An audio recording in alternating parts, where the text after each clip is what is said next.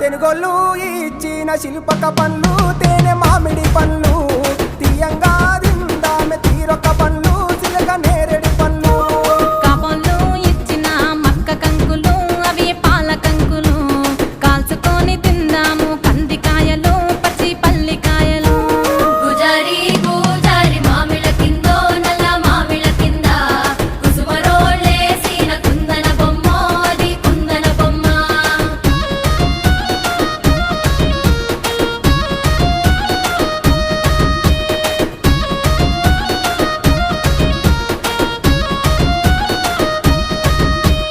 బెస్తోలు పెట్టిన పచ్చి చేపలు అవి వట్టి చేపలు